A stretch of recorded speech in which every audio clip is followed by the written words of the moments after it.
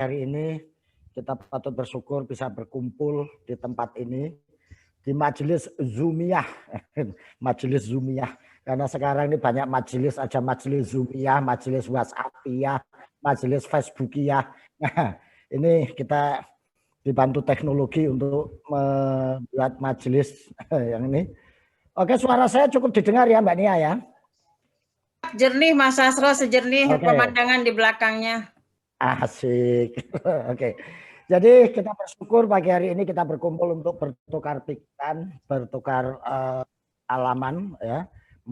Menurut saya ini bagian dari sidang istimewa karena di sini para pemimpin negara, para pejabat pemerintah bertemu dengan rakyat secara langsung. Kalau di DPR mungkin masih bertemu dengan perwakilan rakyat, tapi di tempat ini kita bertemu dengan rakyat secara langsung yang menjadi aktivis dan pemimpin tasnya masing-masing sehingga bisa saling berinteraksi dan bertukar pikiran gitu untuk membahas sesuatu hal yang sangat penting menurut saya terkait dengan perjalanan bangsa ini ke depan, yaitu menanamkan toleransi, membangun inklusivitas dan empati dalam proses berbangsa dan bernegara. Saya nggak bisa nyebut satu persatu yang ada di tempat ini karena sudah terlalu banyak.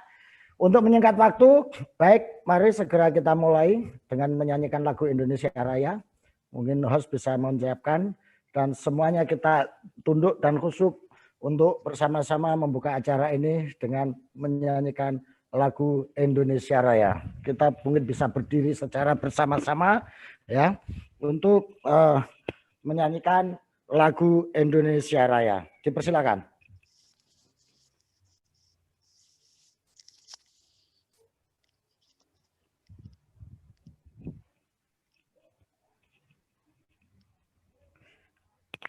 Apakah host sudah mempersiapkan?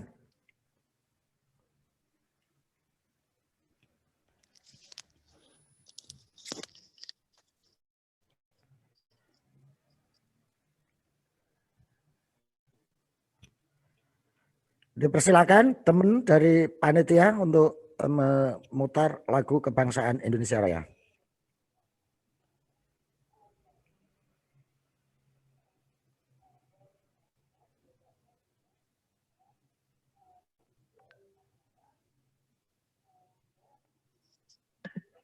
Mas Sastro, mohon maaf ini dari teman sejuk sedang ada kendala teknis. Ya. Boleh kita langsung aja ya. Ya. Oke. Hiduplah Indonesia. Mute-nya tolong dibuka. Indonesia tanah airku, tanah tumpah darahku. Di sana aku berdiri, jadi pandu dirimu. Indonesia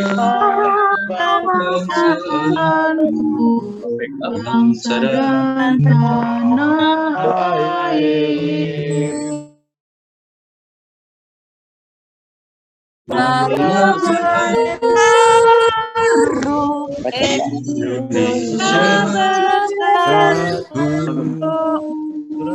Hiduplah tanahku, hiduplah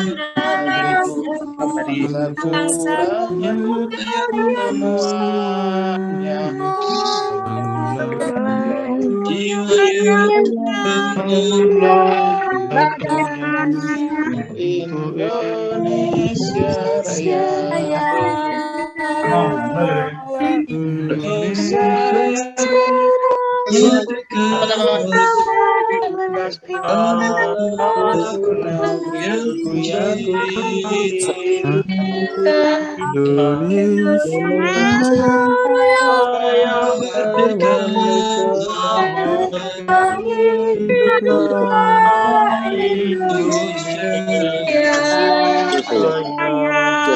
Terima kasih hadirin. Silakan duduk kembali.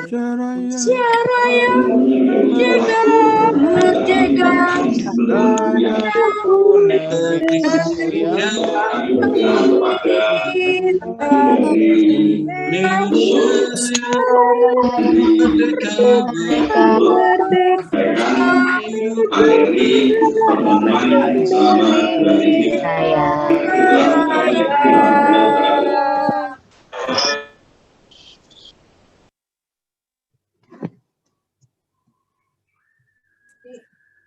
Mas Asro masih di mute, Mas, suaranya belum keluar. Oke, terima kasih Bapak Ibu sekalian, luar biasa semangatnya. Kecil suaranya, Mas. Ya, halo. Mas Asro suaranya kecil. Halo, ini masih Ya, kecil nggak? bagus. Oke. Terima kasih. Kita semangat menyanyikan lagu Indonesia Raya ya. Cuma lain kali kalau di WA itu sebaiknya karena delay waktunya beda-beda. Jadi cukup satu yang memimpin, dikeluarkan yang lain bareng-bareng dalam hati supaya nggak tabrakan gitu. Oke. Betul. Baik, Bapak Ibu sekalian, kita akan melanjutkan jalannya acara pada pagi hari ini. Jadi satu hal yang mempertemukan kita pada saat ini adalah tekad, keinginan, dan cita-cita bersama ya. Itu bagaimana kita meloudspeaker keinginan dan cita-cita kita ini, kemauan Keraskan kita lagi suaranya, Mas. melalui forum ini. Nah, bagus. Oke, ya. Oke, berikutnya kami akan mempersilakan Ibu Musda Mulia untuk menyampaikan pokok-pokok pikiran ya, sekaligus membuka dengan doa dipimpin oleh Ibu Musda Mulia dan sekaligus dari CSO untuk menyampaikan beberapa hal yang terkait dengan penyelenggaraan acara di pagi hari ini. Kepada yang terhormat Ibu Profesor Dr. Hajah Musda Mulia, dipersilakan. Ibu Musda, sudahkah? Mohon host di mute barangkali. Ya, mungkin di unmute ya, Ibu Musda. Masih mute kayaknya. Bu Musda sudah menjadi co-host di situ.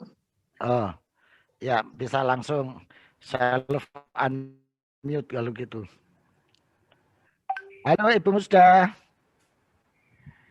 Oh, Ibu Musda.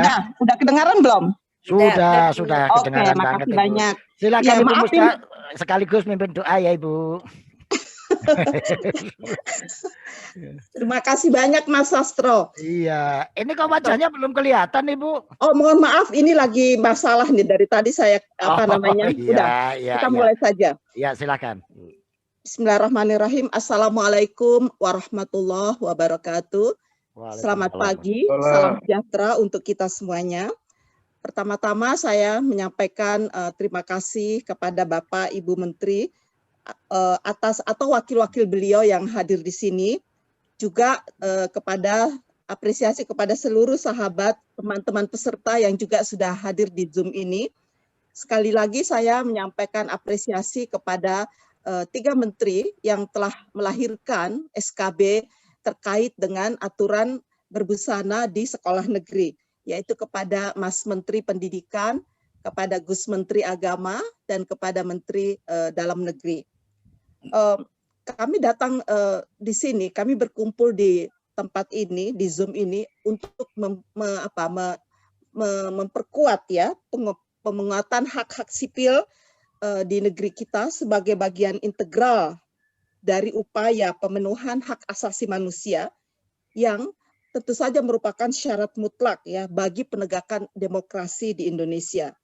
Dan seluruh permasalahan terkait dengan penguatan hak-hak sipil nanti akan disampaikan secara bergantian oleh 8 pembicara yang akan berbicara setelah ini. Intinya, Bapak Ibu Menteri atau wakil-wakil beliau yang hadir di sini, kami para CSO atau individu-individu yang jumlahnya mungkin lebih dari 1000 ya, hadir di sini, pertama menyatakan impresi dan dukungan sepenuhnya terhadap SKB 3 menteri tersebut. Karena bagi kami SKB itu sangat penting dalam upaya mengembalikan Indonesia kepada khitbahnya sesuai dengan cita-cita para pendiri bangsa ini.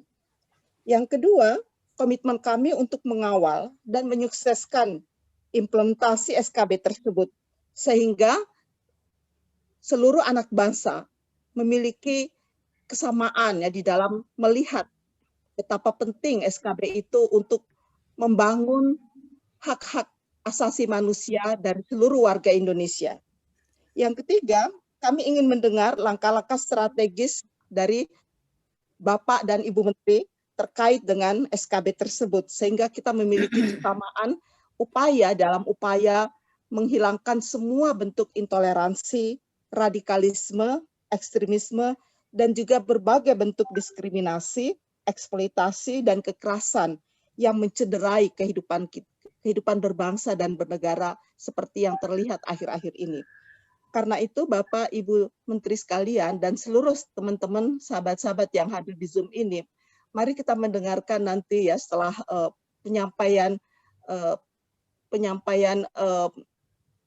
keluhan atau penyampaian aspirasi dari teman-teman semua. Kemudian kita akan meminta Bapak Menteri dan Ibu Menteri untuk menunjukkan kepada kita strategi apa langkah-langkah yang yang akan ditempuh itu seperti apa, sehingga kita semua dapat mendukung dan menyatakan komitmen kita untuk mensukseskan ya seluruh upaya-upaya pemerintah di dalam menegakkan demokrasi dan mengembalikan Indonesia ke platform yang telah digariskan oleh para pendiri bangsa ini. Saya pikir itu yang penting dari saya, dan saya kira kita berdoa bersama-sama. Saya akan menyampaikan doa ya sesuai dengan keyakinan kita masing-masing. Doa kita intinya adalah semoga Allah Subhanahu wa taala, Tuhan yang Maha Esa dan yang Maha Kuasa, memberikan petunjuk kepada kita semua agar supaya para penyelenggara negara, para Bapak dan Ibu Menteri dapat melaksanakan tugas dengan sebaik-baiknya, sehingga betul-betul cita-cita Indonesia ini dapat terkabul. Dan kita semua sebagai rakyat Indonesia ya menyatakan dukungan, memberikan apresiasi yang tinggi, dan kita semuanya juga harus bergandeng tangan, bahu-membahu untuk menyukseskan program-program pemerintah terkait dengan upaya-upaya pemenuhan hak-hak sipil, pemenuhan hak-hak asasi manusia, sehingga kita menjadi bangsa dan negara yang maju, damai, dan sejahtera. Amin, amin, amin ya Rabbal Alamin. Saya kira itu. Terima kasih. Wassalamualaikum warahmatullahi wabarakatuh. Waalaikumsalam warahmatullahi wabarakatuh. Terima kasih Ibu Musda, luar biasa. Ada 3 hal menurut saya sebagai standing position kita dalam pagi hari ini. Yang pertama, kita ingin menyuarakan, mengaspirasikan sikap kita bersama tentang SKB 3 Menteri, bahwa kita mendukung, kita akan melakukan langkah-langkah untuk mengekspresikan dalam memberikan dukungan itu. Itu yang pertama. Yang kedua, kita ingin men-loudspeaker, mengamplifier bahwa suara-suara yang ada tidak semata-mata suara keras yang menolak terhadap SKB 3 Menteri itu, tetapi juga ada komunitas dan sebagian besar warga bangsa Indonesia mendukung dan akan melaksanakan langkah-langkah dukungan ini untuk SKB 3 Menteri ini. Mudah-mudahan ini bisa menjadi pintu masuk yang menginspirasi kelompok-kelompok dan pemerintah daerah yang lainnya untuk melaksanakan SKB 3 Menteri ini. Dan yang ketiga, kita ingin mensinergikan langkah. Maka ini yang perlu dicatat kepada pihak kementerian. Kalau Mas Menteri, Gus Menteri, Pak Menteri belum datang, dari pihak kementerian bisa mencatat hal-hal penting yang akan disampaikan oleh para CSO ini untuk nanti disinergikan dan disampaikan kepada Bapak Menteri. Oke, berikutnya untuk lapor atau aspirasi dari CSO akan dipandu oleh Mbak Lilis. Maka dengan hormat saya persilakan kepada Mbak Lilis untuk membantu dalam menyampaikan CSO menyampaikan aspirasi, paparan, dan gagasan-gagasannya. Monggo Mbak Lilis, dipersilakan.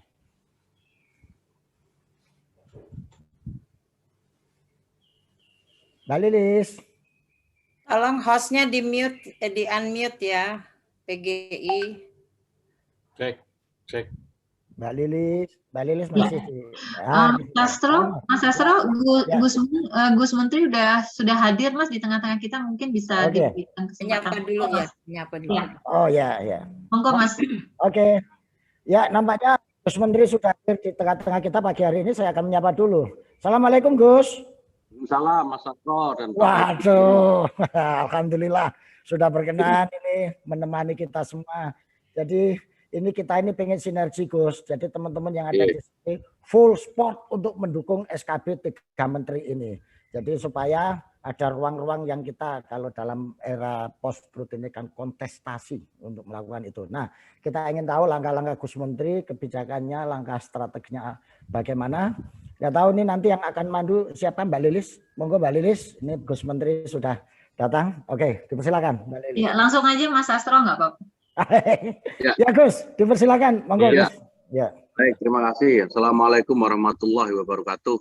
Waalaikumsalam warahmatullahi wabarakatuh. Bapak Ibu sekalian yang saya hormati, yang pertama saya ingin sampaikan, saya mohon maaf mungkin tidak bisa lama karena ada acara yang sudah teragendakan. Saya akan memberikan sedikit pandangan saya gitu ya sebagai Menteri Agama. Ketika pertama kali Mas Nadiem dan Pak Tito menyampaikan kepada saya atas perintah Presiden untuk membuat SKB ini. Jadi saya pada waktu itu langsung setuju itu, oke. Karena memang dari awal kami di Kementerian Agama ini memiliki pandangan-pandangan pokok saya kira yang kemudian nyambung dengan SKB 3 Menteri tersebut. Nah, saya ingin menyampaikan begini pandangan Kementerian Agama. Jadi kami melihat bahwa dunia masa kini ini adalah ibaratnya sebuah kampung besar gitu ya, sebuah kampung besar yang melebur menjadi sebuah peradaban tunggal. Jadi bumi ini kira-kira dunia ini memiliki satu peradaban tunggal. Jadi tidak ada satu wilayah pun yang bisa diisolasi gitu ya, tidak bisa diisolasi. Misalnya begini, ketika di suatu negara yang mengklaim memiliki identitas Islam gitu ya, kemudian non-Muslim didiskriminasi atas nama norma-norma fikih atau hukum-hukum Islam, reaksi yang akan muncul serta-merta akan datang dari masyarakat non-Muslim di seluruh dunia. Bukan hanya di tempat di mana ada non-Muslim yang didiskriminasi tersebut. Dan ini sangat mungkin akan dibarengi dengan pembalasan gitu ya. Jadi kita bisa membayangkan kira-kira akibat berantainya jika membawa dunia ke arah konflik semesta seperti itu tanpa masa depan gitu, selain keruntuhan peradaban secara keseluruhan. Nah, ini awal keprihatinan kami melihat situasi di tanah air. Kami merasa bahwa kalau di Indonesia masih saja terjadi cara perilaku pola pikir diskriminatif dari mayoritas atas minoritas, dari Muslim kepada non-Muslim atau sebaliknya, maka ini hanya akan menimbulkan pembalasan di belahan bumi yang lain, gitu, di mana misalnya Muslim minoritas. Nah, untuk itu sebenarnya di Kementerian Agama, di kementerian yang sekarang saya pimpin ini, sebenarnya kita sudah membuat beberapa strategi bagaimana ke depan gitu ya kita bisa mengatasi persoalan-persoalan seperti ini. Strategi pertama adalah mengidentifikasi masalah dan cara-cara penangkalannya. Jadi elemen-elemen yang bermasalah dalam pandangan-pandangan keagamaan karena tidak sesuai lagi dengan konteks realitas kekinian, ini harus diidentifikasi secara akurat gitu. Agar supaya tidak terjadi generalisasi terhadap agama sehingga mengarah pada ketakutan-ketakutan atau fobia. Nah, artikulasi-artikulasi yang menguatkan pandangan-pandangan yang bermasalah tersebut dalam hemat kami perlu ditangkal agar tidak terus menyebar menjadi semacam virus di kalangan umat beragama. Yang kedua, resolusi konflik. Harus ada resolusi konflik. Itu realitas konflik yang masih ada di berbagai kawasan seperti yang kita lihat di Padang atas pemaksaan pemakaian jilbab itu seringkali dijadikan sumber pembenar gitu ya. Sumber pembenar untuk melestarikan pandangan keagamaan yang problematis. Maksudnya begini. Saya ambil contoh lain, misalnya tempat ibadah. Kenapa kemudian di tempat misalnya gini, di banyak tempat masjid, musola itu bebas berdiri. Sementara di tempat yang lain, tempat ibadah, rumah ibadah agama lain sulit untuk didirikan. Nah, karena menurut saya, menurut hemat kami ini, karena tidak ada, gitu ya, tidak ada peraturan yang tegas yang mengatur bagaimana tempat ibadah itu boleh didirikan, atau peraturan itu sudah ada, tetapi tidak diindahkan. Ini utamanya terhadap pendirian masjid dan musola, karena kebetulan kita tahu Muslim mayoritas di sini.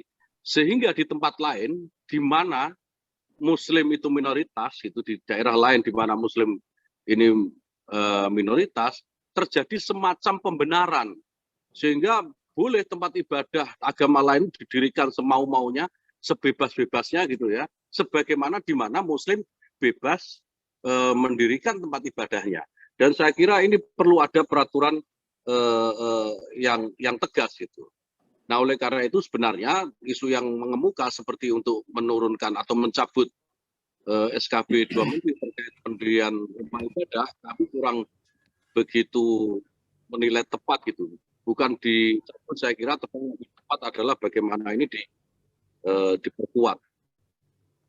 Kemudian strategi yang ketiga itu mengembangkan wacana-wacana alternatif. Artikulasi keagamaan yang mempromosikan perdamaian itu harus terus dikembangkan.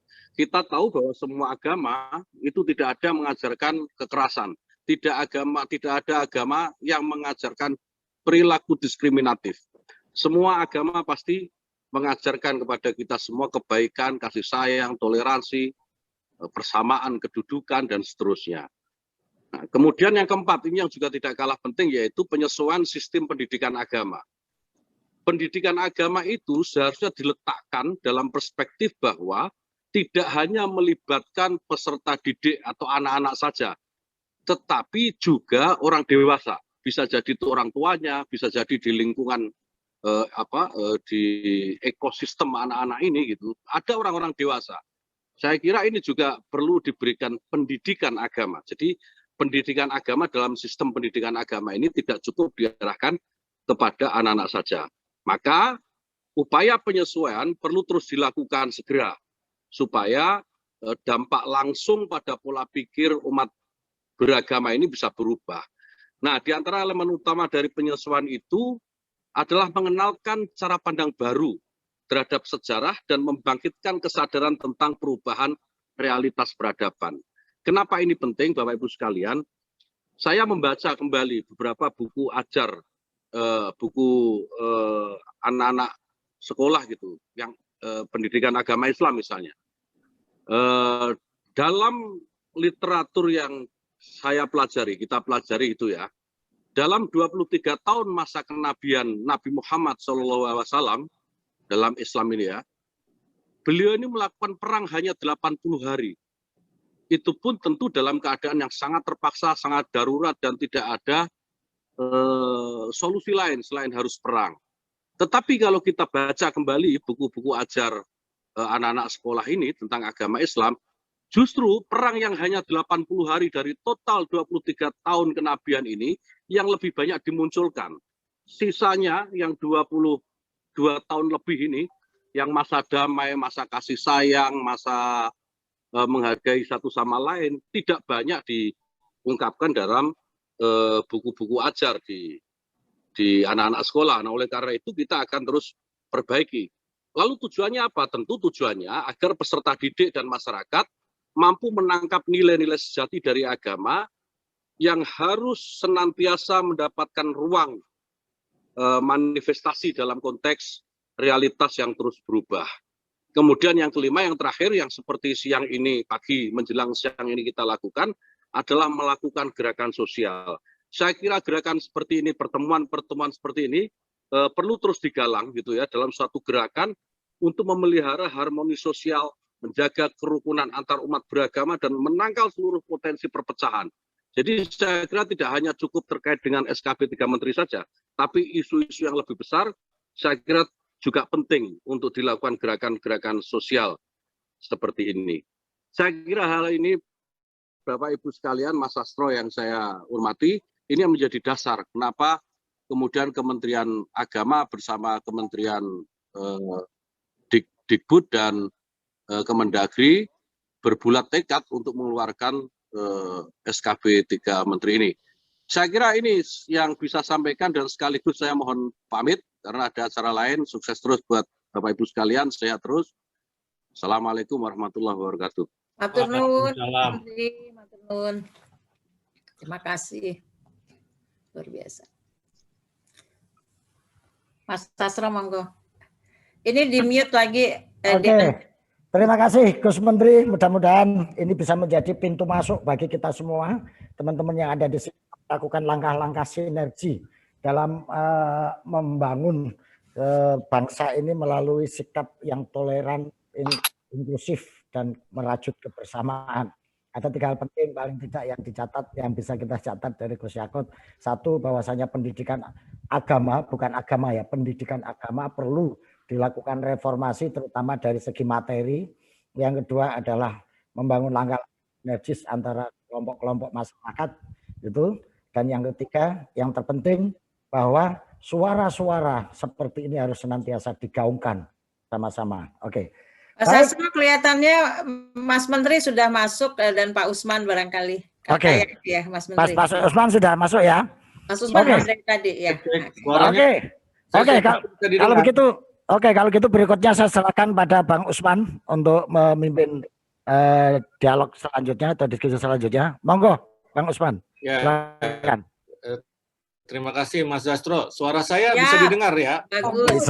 Bisa, ya. Bagus. Sebagus orangnya. Terima kasih Mas Sastro, Mbak Lilis, dan kawan-kawan sekalian. Selamat pagi, Assalamualaikum warahmatullahi wabarakatuh. Waalaikumsalam. Selamat bergabung Mas Menteri, Mas Nadiem Makarim. Selamat pagi Mas Nadiem. Sudah bergabung? Masih ini hostnya tolong di unmute. Tulisannya Mendikbud ya. Silakan. Pak Mas Menteri udah jadi co-host, silakan buka. Nah, makasih. Tadi saya di mute sama hostnya. Apa kabar semua? Mohon izin, Mas Menteri. Nggak apa-apa. Apa kabar teman-teman? Ya. Baik, alhamdulillah. Terima kasih Mas Menteri waktunya. Mas Menteri, saya Usman Kantong yang akan memandu Mas Menteri untuk berdiskusi dengan kita semua. Tadi Mbak Musdah Mulia, Profesor Musdah Mulia sudah menyampaikan pengantar yang intinya mendukung SKB 3 Menteri karena itu merupakan bagian dari kebebasan sipil. Nah, kemudian juga Gus Menteri sudah menyampaikan poin-poin penting mengapa Kementerian Agama dan Kementerian Pendidikan dan Kebudayaan serta Kementerian Dalam Negeri mengeluarkan SKB 3 Menteri tersebut. Nah, sekarang kami ingin mendengar langsung dari Mas Menteri argumentasi ataupun dasar serta tujuan dari kita terbitkannya, pemerintah menerbitkan SKB 3 Menteri ini.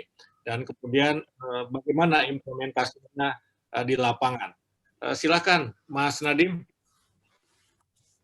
Terima kasih, Mas Usman. Apa kabar? Kabar baik, Mas.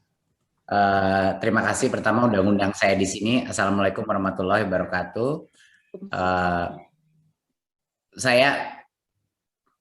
Saya sederhanakan ya sebenarnya apa rasionalisasi daripada SKB 3 Menteri ini. Karena sebenarnya implementasi kebijakan ini suatu hal yang sangat wajar. Karena ini hanya penekanan terhadap Undang-Undang Dasar tahun 45 kita dan penekanan dasar terhadap sila-sila Pancasila kita. Jadi harusnya ini bukan suatu kebijakan yang menuai kontroversi karena ini satu hal yang dilindungi oleh undang-undang kita, yang dilindungi oleh Pancasila, yang dilindungi dari konstitusi kita, gitu. Bahwa esensi daripada SKB ini adalah mengenai kebebasan bagi warga kita untuk memilih bagaimana mereka ingin mengekspresikan praktek-praktek keagamaan mereka, termasuk seragam. Gitu. Jadinya esensi daripada SKB 3 Menteri itu adalah bahwa tidak boleh ada pemaksaan di dalam unit-unit pendidikan negeri kita. Gitu. Bahwa kita harus melindungi hak setiap anak dan setiap orang tua untuk menentukan bagaimana mereka mempraktekkan agama mereka dan kebebasan itu harus dilindungi. Dan memang sudah dilindungi, dan SKB 3 Menteri ini merupakan penekanan terhadap sesuatu yang sudah ada sebenarnya. Tapi dikuatkan lagi, ditekankan lagi, dibuat secara eksplisit sehingga tidak ada abu-abu lagi mengenai ini. Gitu. Dan yang poin yang sangat penting adalah bahwa kebebasan beragama itu baik buat agama yang berbeda maupun juga di dalam masing-masing agama sendiri. Gitu. Nah, itu yang mungkin selama ini bertahun-tahun karena belum secara eksplisit disebut oleh pemerintah, mungkin ada berbagai macam interpretasi yang memberikan ruang terhadap berbagai macam praktek yang mungkin melawan azas daripada toleransi yang kita ingin kembangkan. Di Kemendikbud ini kita sedang menginstitusionalisasikannya, suatu program di mana kita akan secara sistematis, walaupun pelan-pelan tapi matang gitu, mengeradikasi yang namanya 3 dosa. 3 dosa ini walaupun kelihatannya terpisah, tapi semuanya ada benang merahnya yang menyambung mereka. 3 dosa di dalam dunia pendidikan ini adalah, satu adalah intoleransi. Intoleransi ini bisa dalam bidang etnisitas, dalam bidang ras, suku, agama, ya, dan intoleransi. Yang kedua adalah kekerasan seksual. Dan ini yang secara disproporsionat sangat berdampak kepada kesetaraan gender, ya, karena perempuan adalah korban utama daripada kekerasan seksual. Dan yang ketiga itu adalah perundungan atau bullying. Ya, ini adalah pemerintah ingin mengambil posisi yang nggak ada abu-abu di 3 dosa ini. Makanya kita namakan 3 dosa secara keras, gitu. Karena secara institusi kita harus mengeradikasi semua praktek-praktek yang menjadikan lingkungan pendidikan kita, satu, tidak nyaman bagi banyak orang, satu, dan juga membiarkan apapun ada suara-suara dominan, ya, suara-suara dominan yang memperbolehkan diskriminasi dalam bentuk apapun. Perundungan dan kekerasan seksual itu juga diskriminasi, ada yang berbasis gender, ada yang berbasis kuat dan lemah, ada yang berbasis mayoritas dan minoritas. Makanya semuanya nyambung, Bapak Ibu. Ini 3 aspek. Jadinya kalau kita mau menciptakan suatu revolusi budaya, ya, revolusi budaya yang menjunjung tinggi Pancasila, yang menjunjung tinggi Bhinneka Tunggal Ika, kita harus menyerang masalah ini dari berbagai macam kanal, gitu. Makanya sekarang kita sedang merancang program untuk bisa membuat semacam duta-duta di masing-masing institusi pendidikan kita, mungkin mulainya di perguruan tinggi untuk 3 dosa tersebut. Kita sudah mengeluarkan institusi baru di Kemendikbud namanya Pusat Penguatan Karakter, di mana mungkin Bapak Ibu udah melihat ada video-video yang sangat milenial yang sedang menyerang bukan yang hitam putih, karena yang hitam putih gampang kita tahu, gitu. Yang sebenarnya untuk menyerang yang di tengah-tengah nih, yang orang-orang mengira ini abu-abu, padahal bukan abu-abu. Di dalam bidang intoleransi, kekerasan seksual maupun juga perundungan. Nah, ini juga media kampanye kita untuk merubah paradigma atau mindset masyarakat. Dan tentunya kebijakan-kebijakan seperti Permendikbud dan SKB 3 Menteri ini yang memposisikan pemerintah untuk mengambil posisi yang jelas, gitu. Karena itu yang terpenting. Nah, makanya tetapi pekerjaan keras untuk merubah yang di lapangan dan lain-lain itu tidak akan mungkin berhasil kalau cuma pemerintah yang bergerak. Ini adalah yang terpenting, bahwa ini kalau nggak jadi gerakan dan kalau gerakan-gerakan toleransi ini tidak menjadi suara yang dominan di media, di sosmed dan lain-lain, ini tidak akan berhasil, akan cuma setengah-setengah kita mencapai. Jadi sebenarnya civil society adalah kunci daripada keberhasilan ini. Pemerintah bisa membuka pintunya, tapi masyarakatlah yang harus maju dan melangkah ke depan untuk menjadikan ini suatu gerakan. Kira-kira gitu, Mas Usman. Mohon maaf panjang jawabannya. Ya, baik Mas Menteri. Jadi kalau kami, ini mohon izin teman-teman saya untuk barangkali berdiskusi satu pertanyaan lagi. Silakan. Ya, kalau teman-teman di gerakan ini itu melihat implementasi dari SKB 3 Menteri ini di beberapa tempat masih mendapatkan tantangan. Nah, kalau Kemendikbud sendiri, seperti apa melihat ini? Apakah sudah melakukan pengamatan begitu, dan kemudian bisa menyimpulkan bagaimana sebetulnya respons daerah-daerah terutama terhadap SKB 3 Menteri ini? Apakah responsnya secara umum positif atau memang masih kita perlukan gerakan ataupun gebrakan supaya SKB 3 Menteri ini dipatuhi? Silakan Mas Menteri.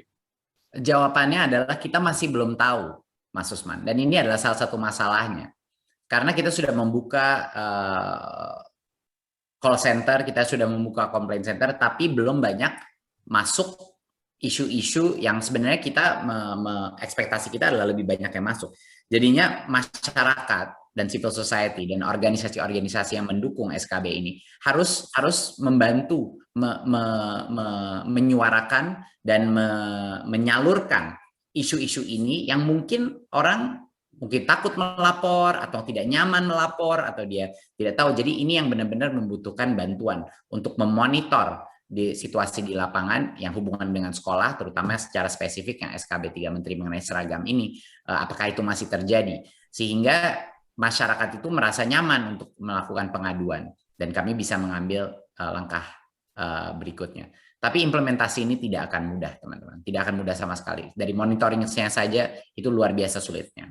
Nanti mengimplementasikan, kalaupun harus ada sanksi yang dilakukan, itu pun sangat rumit karena perbedaan antara otonomi daerah, di mana sebenarnya sekolah-sekolah itu semuanya ada di bawahnya Pemda, di mana universitas mungkin lebih mudah karena universitas langsung di bawahnya pemerintah pusat, di bawah kementerian.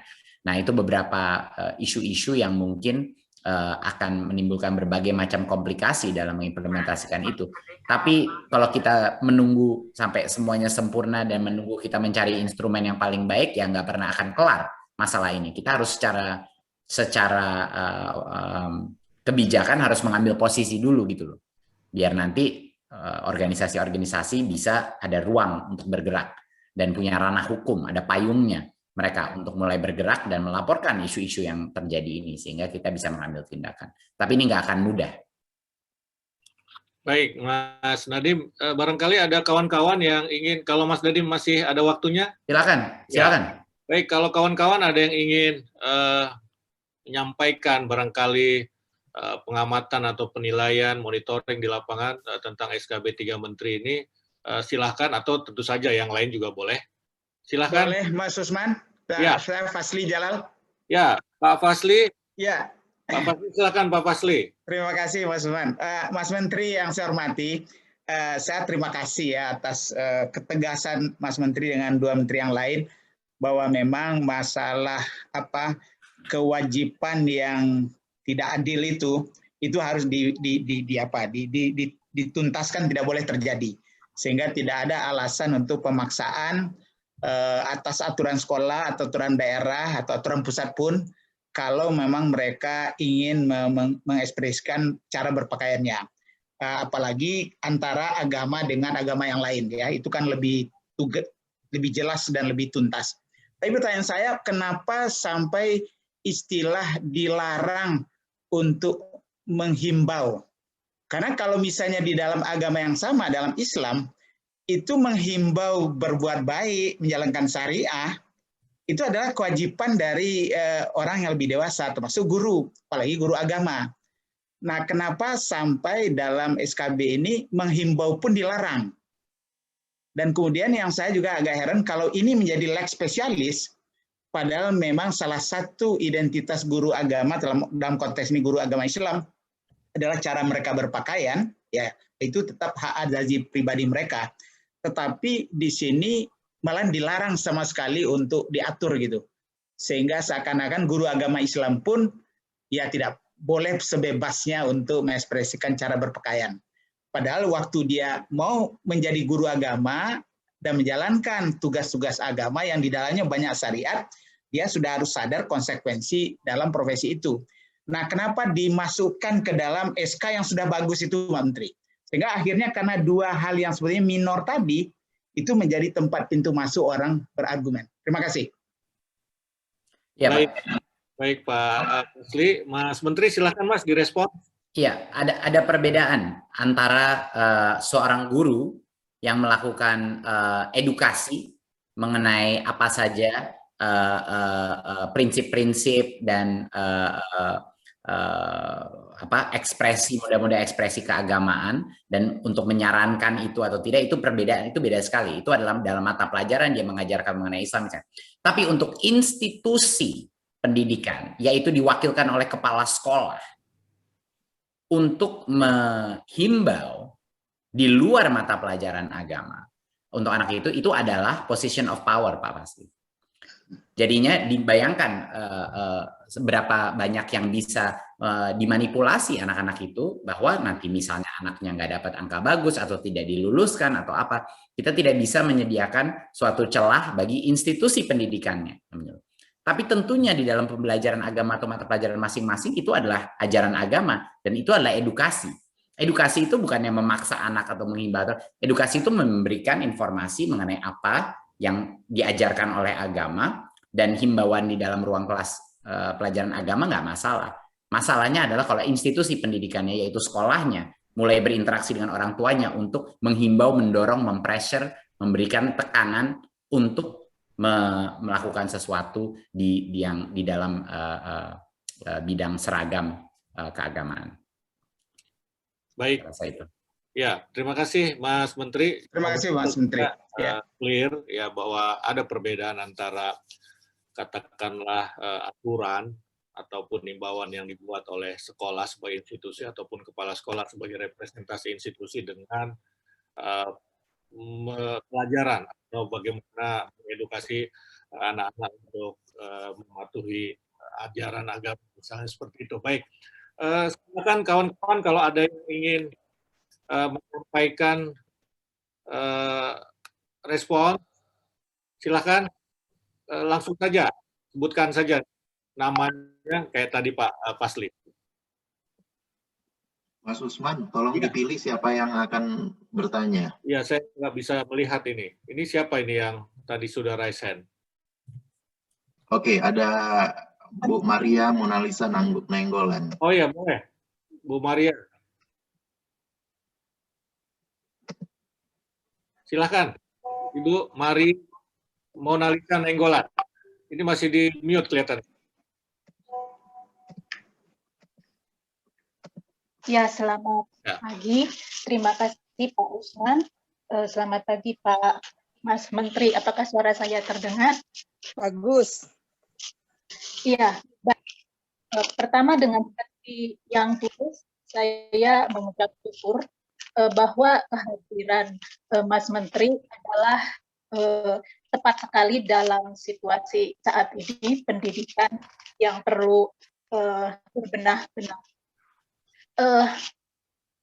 Terkait dengan SKB masalah jilbab begitu ya, sebenarnya ini adalah suatu awal saja, dalam arti ada harapan untuk hal-hal yang di lapangan lebih daripada itu, lebih besar, itu juga mohon bisa ditindaklanjuti.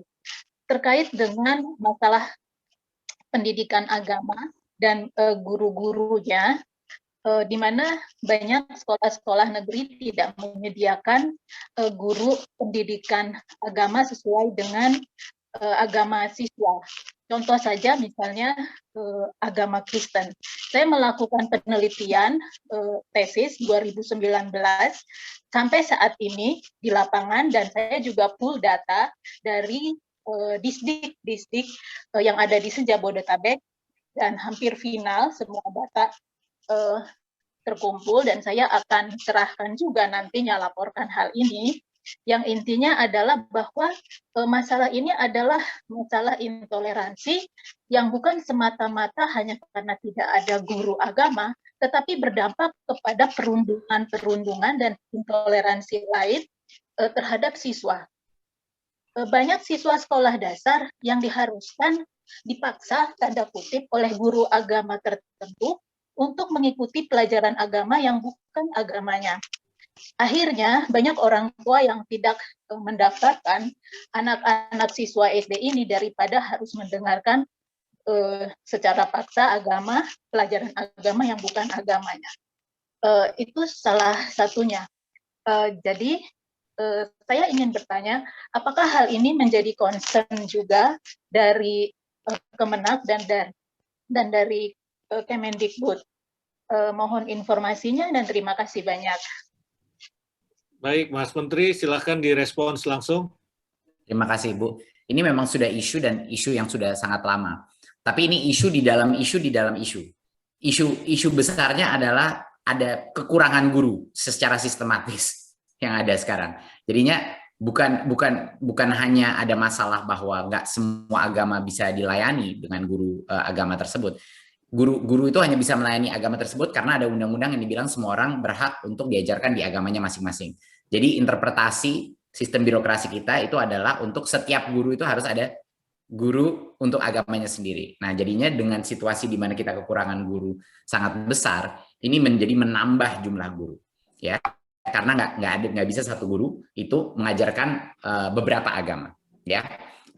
Jadi itu adalah masalah sistematis yang memang suatu concern, tapi di dalam konteks kekurangan guru secara total yang harus kita selaraskan. Jadi pertama permasalahan itu harus kita resolve mengenai guru ini boleh mengajar multiple pembelajaran apa tidak. Itu bukan hanya di agama tapi di berbagai macam pelajaran di SMA pun seperti fisika, kimia dan lain-lain. Nah, ini yang perlu kita temukan solusinya. Tapi ini memang merupakan suatu isu yang terus kita dengar dari berbagai macam masyarakat, terutama beberapa grup-grup yang minoritas yang merasa tidak nyaman sekali bahwa hak mereka tidak dipenuhi. Jadi ini merupakan suatu hal yang kami akan bekerja sama dengan Kemenak untuk melihat apa aja solusi-solusi yang bisa dilakukan di sini. Ya. Baik, Mas Menteri. Ini berikutnya Mas Usman. Ya, dari Mas Andreas. Ada beberapa teman-teman yang sudah siap. Ada Mas Andreas. Ya, kemudian Bu Heni. Ya. Betul. Minta Mas Andreas Harsono dulu, ya, dari Human Rights Watch. Ya, kemarin kalau tidak salah baru saja meluncurkan semacam laporan dan mungkin ada pengamatan tentang atau monitoring tentang seragam sekolah dan sebagainya. Silakan, Mas Andreas. Mas Andreas. Terima kasih. Apakah saya terdengar? Ya, kurang keras sedikit aja, Mas Andreas. Ya, kemarin Human Rights Watch menerbitkan laporan berjudul "Aku Ingin Lari Jauh". Ketidakadilan dalam aturan berpakaian buat perempuan di Indonesia. Laporan itu tebalnya dalam bahasa Indonesia 150 halaman, dalam bahasa Inggris 125 halaman. Ada interview dengan hampir 140 lebih korban. Intinya adalah berbagai macam aturan tentang wajib jilbab, lebih dari 60. Dengan kata-kata menghimbau, dengan kata-kata menasehati, dengan kata-kata mewajibkan, yang terjadi dipakai untuk memaksa. Jadi kata menghimbau, mewajibkan itu dijadikan memaksa untuk anak perempuan, anak sekolah, serta perempuan dewasa, termasuk guru dan dosen, agar memakai jilbab. Bila tidak patuh, ada bukti-buktinya, ada korban-korbannya, mereka ditekan, mempengaruhi kinerja sekolah, dalam beberapa kasus ditekan untuk mundur dari sekolah, serta mundur dari pekerjaan sebagai dosen, guru, maupun kepala sekolah atau wakil kepala sekolah.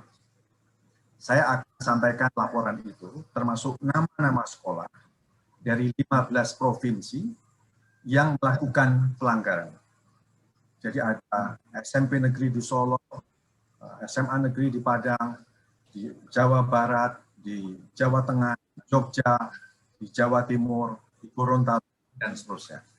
Saya kira laporan itu bisa jadi salah satu titik masuk buat Kementerian Pendidikan untuk menelusuri sekolah demi sekolah. Nah, terima kasih.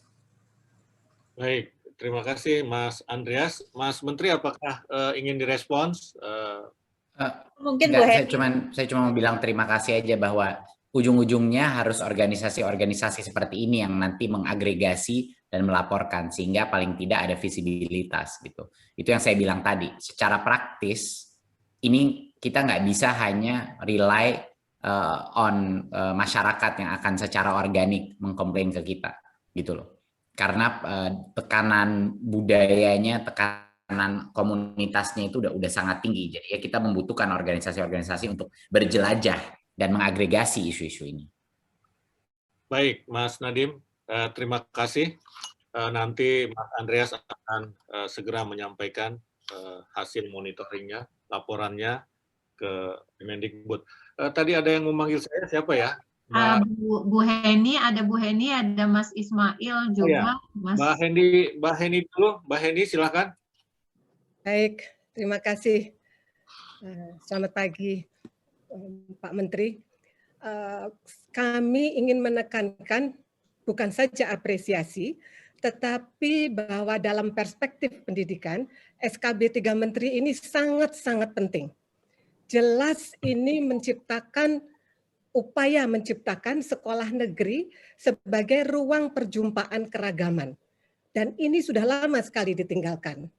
Kemudian SKB 3 Menteri jelas mengingatkan kembali kita semua pada filosofi pendidikan Ki Hajar Dewantoro untuk menghamba pada anak dan pentingnya pemanfaatan 3 pusat pendidikan, yaitu alam keluarga, alam perguruan, dan alam pergerakan. Kasus Padang memperlihatkan peran orang tua yang penting. Penjelasan Pak Menteri tadi juga sangat menunjang itu. Dan juga SKB 3 Menteri ini kami pandang sebagai upaya mengembangkan keragaman sejak dalam pikiran. Siswa diberi ruang untuk memilih dan bertanggung jawab pada pilihannya. Hal-hal ini sebetulnya merupakan pemenuhan dari pasal 4 Undang-Undang Sisdiknas nomor 20 2003 tentang prinsip penyelenggaraan pendidikan, dan kita semua para penyelenggara pendidikan sebetulnya terikat pada kata kunci di sana, yaitu demokratis, berkeadilan, tidak diskriminatif, menjunjung tinggi hak asasi manusia, nilai keagamaan, nilai budaya, dan kemajemukan bangsa yang semuanya terkandung pada SKB ini. Nah, dari sana saya ingin mengusulkan. Yang pertama, penting sekali penyelarasan semua kebijakan yang merupakan turunan dari pasal 4 ini, Undang-Undang Sisdiknas ini, sampai dengan kebijakan tingkat satuan pendidikan. Yang kedua, penyertaan pakaian sebagai bagian dari penilaian kompetensi dasar sikap spiritual ataupun indikator dalam instrumen akreditasi satuan pendidikan sebetulnya sangat rentan ditafsirkan secara bias. Kalau perlu, saya kira itu perlu ditulis ulang atau bahkan dihapuskan. Nah, secara khusus sebetulnya kita punya kekuatan yang sangat indah. Surat edaran Mendikbud nomor 4 2020. Itu sangat penting untuk ditingkatkan kekuatan hukumannya. Karena justru kata-kata kunci di sana merupakan penguatan dari pendidikan itu sendiri. Penekanan pada kebermaknaan tanpa dibebani ketuntasan kurikulum, umpan balik bersifat kualitatif deskriptif, semua itu sebetulnya merupakan langkah maju menuju demokratisasi dalam pendidikan yang sudah lama sekali kita inginkan. Nah, juga ingin mengusulkan bahwa bukti otentik dari proses pembelajaran yang terjadi perlu dipakai sebagai bagian penilaian terhadap sekolah atau akreditasi sekolah maupun juga evaluasi terhadap guru. Sebagaimana diharapkan guru memberikan umpan balik kualitatif pada para peserta didik. Juga kami ingin mengusulkan dimilikinya peta pemahaman penyelenggara pendidikan pada 3 dosa yang tadi disebut oleh Pak Menteri. Indikator pemahaman bukan hanya dilihat dalam konten kebijakan tertulis, tetapi seharusnya sampai dengan proses pembelajaran yang terjadi. Proses yang bebas bias dan bisa mewaspadai adanya kurikulum tersembunyi justru, yang bisa mengarahkan anak-anak kita, para peserta didik kita, untuk kembali pada penerjemahan kebenaran yang tunggal sifatnya. Perlu juga melihat secara jernih bahwa peraturan daerah mengenai pakaian perempuan ini sudah kita temukan sejak tahun 2005, 16 tahun lamanya. Artinya, guru sudah terlanjur terbiasa dinilai dan menilai dengan ukuran tersebut. Sehingga saat pemetaan, perlu kita lihat dengan jernih antara mereka yang tidak mau menerima prinsip keragaman atau tidak tahu bahwa ada pelanggaran terhadap prinsip keragaman ketika melaksanakan itu. Dan yang terakhir, SKB 3 Menteri itu sebetulnya berada dalam tataran kesadaran. Dan berbicara mengenai kesadaran, tentunya dibutuhkan pendekatan terus-menerus tanpa henti. Dan guru perlu ditemani agar kebinekaan kita bisa terwujud dalam keseharian, bukan sekedar dalam kebijakan ataupun tulisan. Terima kasih. Baik, terima kasih Mbak Heni Supolo. Menteri, silakan Mas Menteri bila ingin direspon. Terima kasih Bu Heni.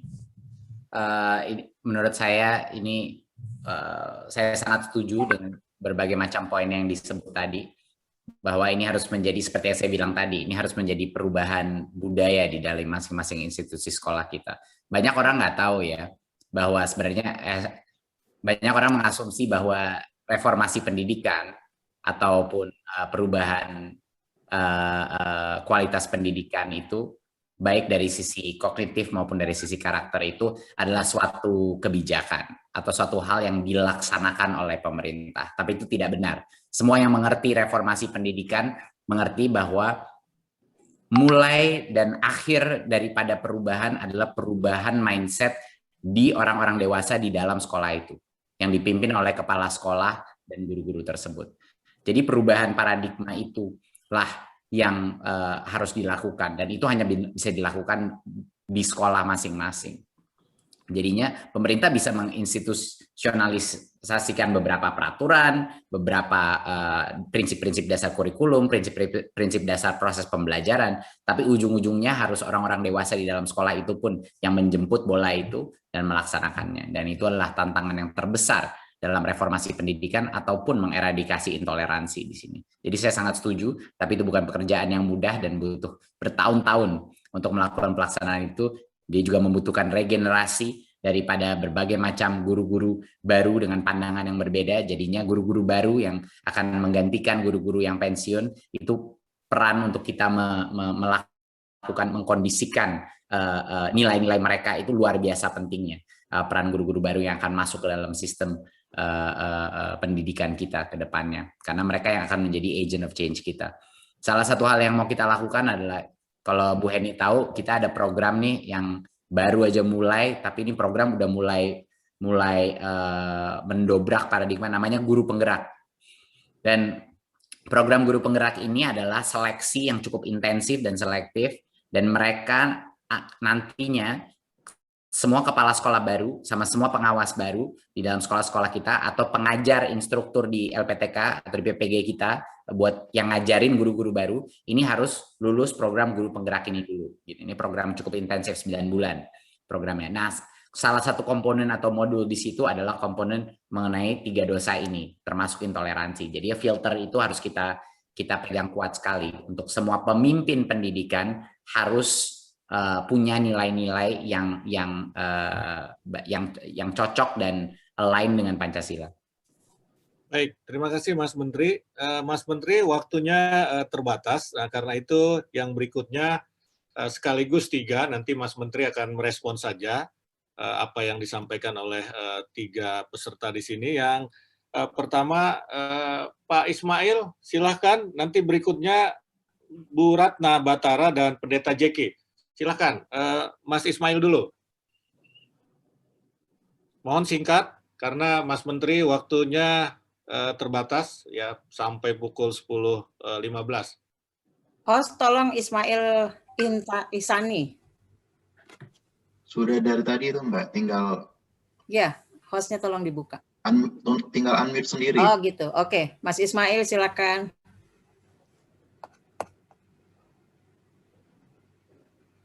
Mas Ismail. Bisa ke, udah. Oh, sudah. Sudah? Silakan Mas Ismail. Atau Mbak Ratna dulu mungkin. Ya. Oke, Mbak Ratna yang sudah siap. Oke, ini baru nyala. Oh, sudah. Oke. Baik, singkat saja Mas Usman, Mas Menteri yang saya banggakan, dan juga Gus Menteri yang sudah meninggalkan tempat, saya ingin menyampaikan bahwa ini adalah episode terbaik yang hadir pada periode kepemimpinan Jokowi kedua. Banyak masyarakat berharap sejak 15 tahun lalu negara mengambil sikap untuk mengatasi realitas diskriminasi dan intoleransi yang menyebar hampir di semua lokus. Banyak data riset yang menunjukkan ya, ada di sektor pemerintahan, di sektor BUMN, di sektor pendidikan, dan di sektor publik, intoleransi yang juga pada tataran tertentu bisa mengarah kepada radikalisme, ini sudah menjadi fakta yang tak terbantahkan. Dan ketika periode kedua Pak Jokowi menyampaikan tugas-tugas khusus penanganan intoleransi, pada saat ini saya kira kita memperoleh jawaban itu, dan dimulai dari sektor pendidikan, SKB 3 Menteri adalah babak terbaru ya, yang menjawab seluruh aspirasi kebanyakan publik di Republik Indonesia.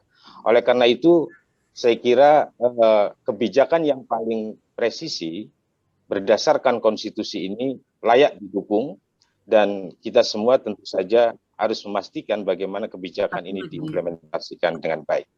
Saya itu saja, Pak Usman Kansong, saya kembalikan pada Anda. Terima kasih. Baik. Berikutnya Mbak Ratna, silakan Mbak. Mbak Ratna. Mbak Ratna pakai nama apa ya? Batara Munti. Terima kasih untuk dukungannya Mas Ismail. Atau Pendeta Jeki dulu, Mas Usman dulu. Ya, Pendeta Jeki silakan. Silakan Pendeta Jeki. Terima kasih. Selamat pagi, Mas Menteri. Ya, saya langsung saja, teman-teman dan Mas Menteri. Saya dari Persekutuan Gereja-Gereja di Indonesia. Ya. Saya hadir untuk menyampaikan bahwa kami menyambut dan sangat mengapresiasi SKB 3 Menteri yang dikeluarkan oleh Menteri Pendidikan, Menteri Agama, dan Mendagri. Karena kami meyakini sungguh sebagaimana kita semua bahwa negara ini dibangun dan berdiri kokoh di atas konstitusinya, bukan berdasarkan etnis, agama, dan golongan tertentu. Nah, sikap 3 menteri mensignalkan kehadiran negara yang telah dimandatkan oleh semua golongan untuk menjamin tegaknya konstitusi.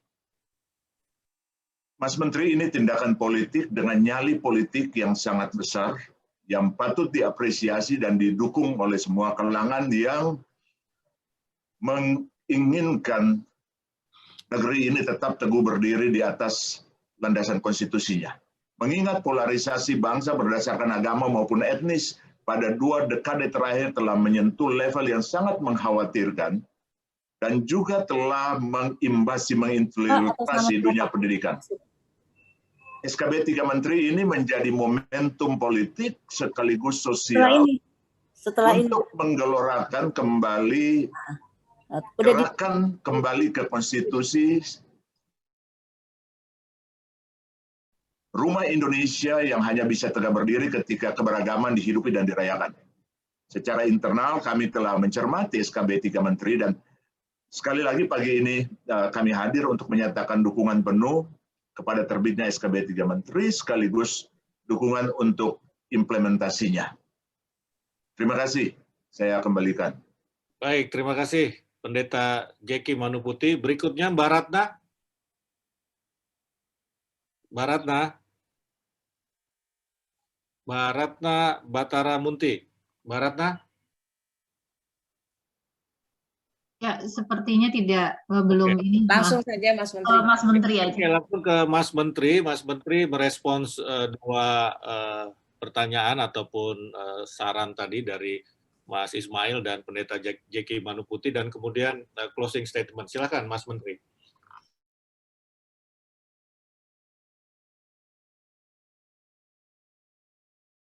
800, saya kaget tahu angkanya, tapi ada 800 organisasi yang rame-rame mendukung SKB 3 Menteri itu, dan menurut saya ini suatu hal yang luar biasa gitu, karena walaupun kita tidak mengharapkan, kita sebenarnya ekspektasinya adalah cuma dapat serangan aja melakukan itu, tapi di pemerintah ini sekarang kayaknya sudah terlihat ya sama teman-teman bahwa pemimpin-pemimpin kita yang mengeluarkan SKB 3 Menteri ini bukan memprioritaskan kepentingan politik atau popularitas, tapi kepada kebenaran dan kepada kepatuhan terhadap konstitusi kita dan kepada Pancasila.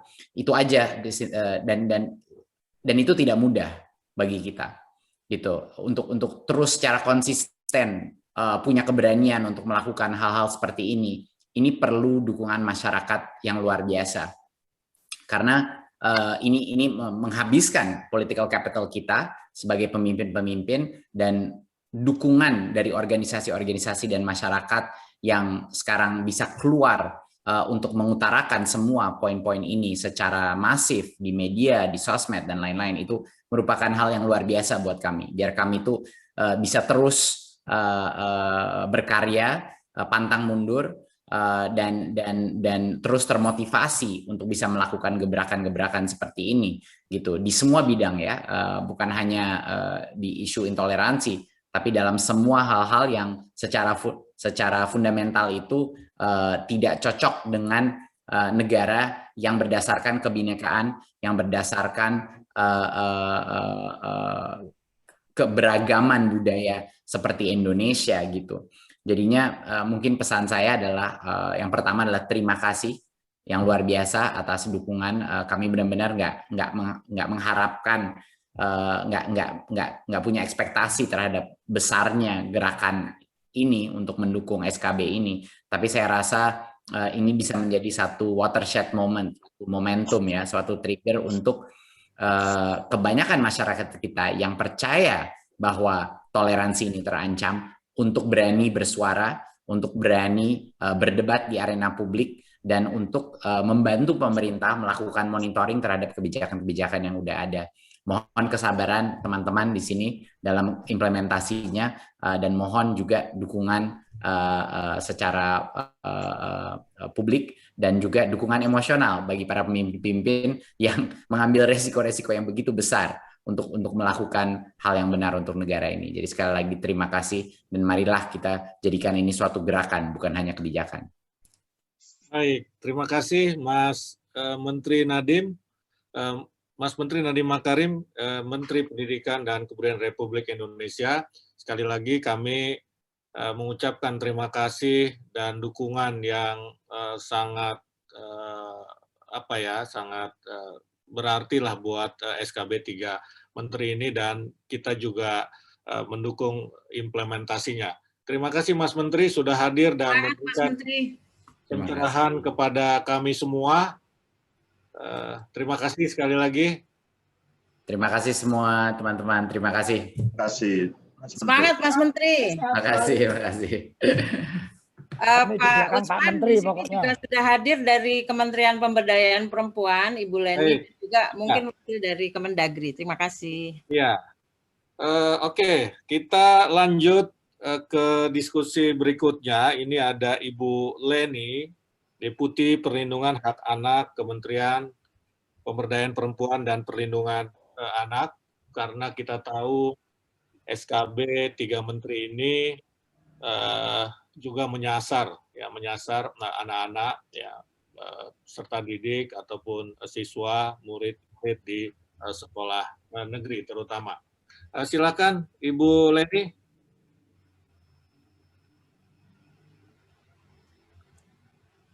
Ibu Leni, sudah dibuka? Hostnya mungkin? Ya, sudah.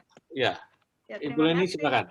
Terima kasih Pak Usman. Assalamualaikum warahmatullahi wabarakatuh. Waalaikumsalam. Selamat siang, salam sejahtera untuk kita semuanya. Terima kasih. Tentunya tadi menyimak dari yang sudah disampaikan oleh Bapak Menteri Agama maupun Bapak Menteri Pendidikan dan Kebudayaan ya, Gus Menteri dan Mas Menteri.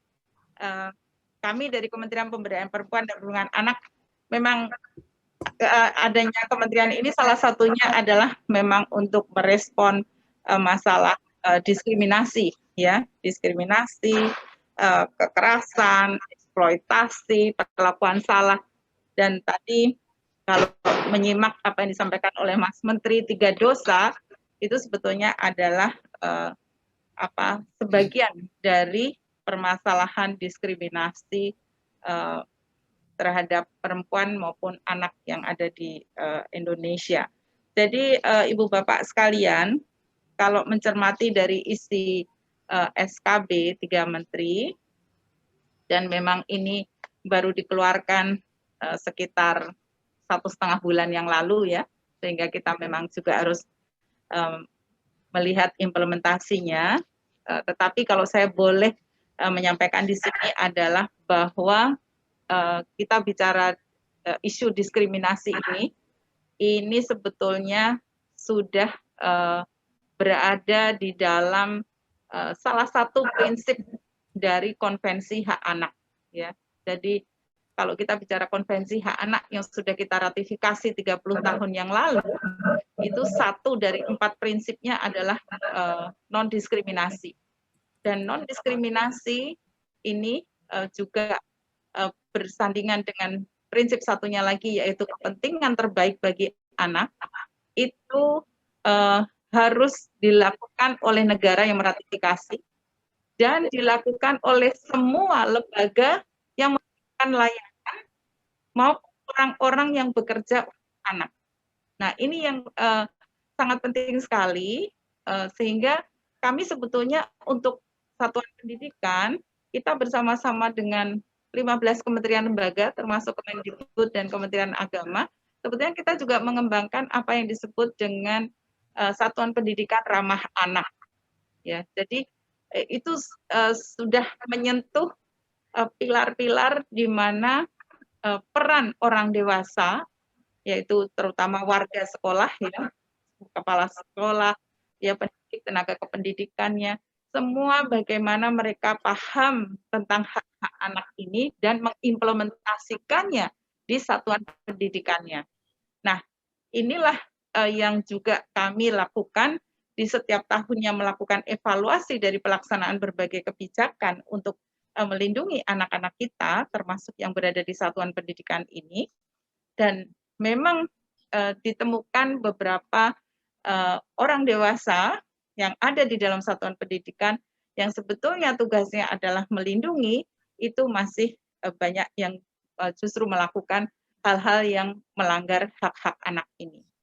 Jadi satuan pendidikan ramah anak secara cukup signifikan kami garap, dan saat ini juga sudah, saya rasa sudah mencakup 45.000 lebih ya sekolah dan madrasah di seluruh Indonesia. Memang belum di semua kabupaten kota, karena masih diinisiasi baru sejak beberapa tahun yang lalu. Dan nilai-nilai toleransi, nilai-nilai anti kekerasan, nilai-nilai non-diskriminasi, dan the best interest for our children, itu yang menjadi kita kedepankan. Ya, jadi sebetulnya ini juga sudah tertuang juga di dalam undang-undang kita sebagai respon dari amanah konstitusi dan juga menjabarkan Pancasila di dalam Undang-Undang Perlindungan Anak yang sudah beberapa kali diamandemen, dan juga saat ini kita sedang menyusun peraturan presidennya, dan selalu prinsip-prinsip ini, ya, non-diskriminasi, kepentingan terbaik bagi anak, hak hidup tumbuh kembang anak, mendengar suara anak, partisipasi anak, itu semuanya terintegrasi termasuk di dalam satuan pendidikan kita. Nah, jadi sebenarnya kita bekerja bersama ini dengan 15 kementerian lembaga untuk menjadikan semua satuan pendidikan di Indonesia ini ramah anak, yang salah satunya ditandai dengan bagaimana satuan pendidikan tadi menerapkan prinsip-prinsip hak anak di dalamnya. Ya, jadi saya rasa dengan SKB 3 Menteri ini kita semua tadi karena dengan dukungan dari semua pihak, dan kita yang paling penting sebetulnya adalah kita perlu sama-sama mengawal implementasinya sampai dengan di tingkat satuan pendidikan, dan tentunya di sini peran dari stakeholders termasuk misalnya komite sekolah ya, kebetulan saya sendiri juga aktif lama sekali ya, dari sejak anak saya masih SD terus SMP SMA sampai sekarang sudah pada lulus. Itu bagaimana kita orang tua juga bisa mengambil peran di dalam proses dengan satuan pendidikan ini, sehingga apa namanya, hal-hal yang merugikan anak-anak kita tentunya bisa kita apa namanya, kita hindari, karena semua pihak memang ingin memberikan yang terbaik bagi anak-anak mereka gitu ya. Jadi Ibu Bapak sekalian, kebijakan yang diambil saya rasa kita perlu dukung bersama, karena memang tujuannya sebagaimana tertuang di dalam SKB tersebut adalah memberikan kebebasan untuk memilih ya kepada peserta didik, pendidik maupun tenaga kependidikan, dan juga ada unsur tidak boleh mewajibkan ya. Ini saya rasa kata-kata kunci, dan tentunya dengan beberapa temuan yang ada di lapangan yang tadi juga disampaikan oleh para penanya sebelumnya, kita perlu menelusuri kepada setiap sekolah. Kami sendiri dengan memiliki database tadi 45.000 sekolah, ini juga sedang dalam proses penelusuran kami, apakah sekolah-sekolah tersebut yang sudah mengkategorikan dirinya menuju sekolah ramah anak atau madrasah ramah anak, apakah hal-hal yang terkait dengan SKB 3 Menteri ini mereka memang betul-betul sudah mengimplementasikannya ya. Jadi ini perlu waktulah intinya berproses. Ya. Terima kasih. Mungkin itu beberapa tambahan catatan kami yang harapannya tentunya tidak ada diskriminasi yang merugikan, dan memang sebagian besar selalu dampaknya itu terbesar pada perempuan dan anak ya. Ya, baik. Pak Usman. Terima kasih Ibu Leni. Berikutnya, apakah ada perwakilan dari Kemendagri di sini? Silahkan kalau ada.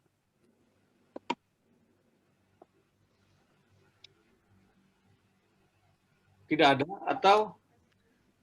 Mungkin tadi sebetulnya dari Dirjen Polbum kalau nggak salah, atau mungkin di sini ada Kiai Marzuki Wahid, Pak Usman. Ya, baik. Ya, Kiai Marzuki Wahid, silakan kalau ingin merespons.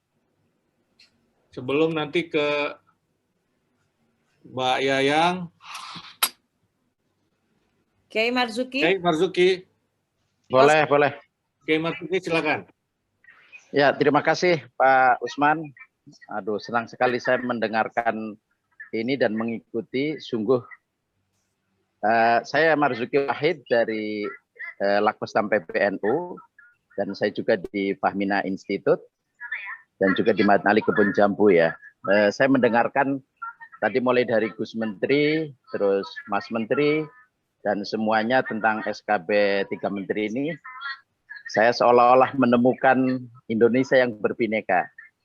Dan saya senang karena SKB ini menurut saya sudah dalam posisi yang tepat ya. Sudah dalam posisi yang tepat sebagai negara Pancasila menempatkan posisi agama. Saya mungkin sedikit berbeda dengan Pak Fazli Jalal tadi memahami SKB ini ya. Menurut saya soal edukasi dan justru pengamalan ajaran agama itu tidak dilarang di dalam SKB ini. Yang dilarang adalah soal regulasi yang memaksa, baik memaksa untuk melakukan maupun memaksa untuk tidak melakukan. Karena saya kira memang agama ada pada jantung kepribadian orang itu sendiri untuk melakukan atau tidak melakukan, bukan dengan paksaan regulasi positif ya, hukum positif, tapi justru dikembalikan kepada individu dan keluarga.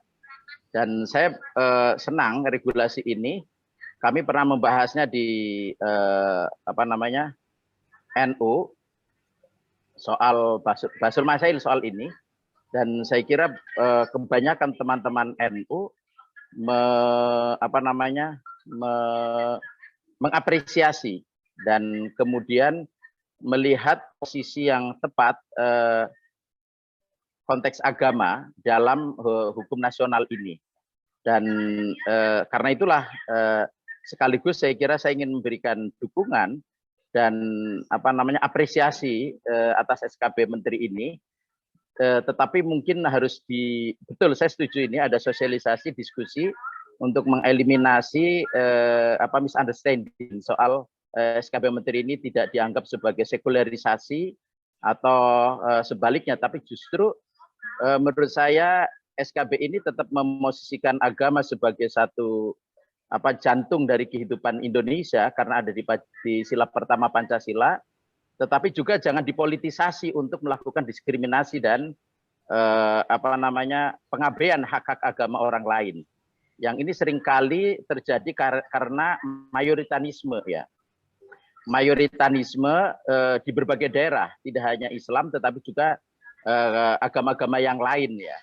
Ini kita khawatir betul kalau ini yang terjadi, maka menurut saya bukan Pancasila tetapi justru mayoritarisme menindas yang minoritas ini.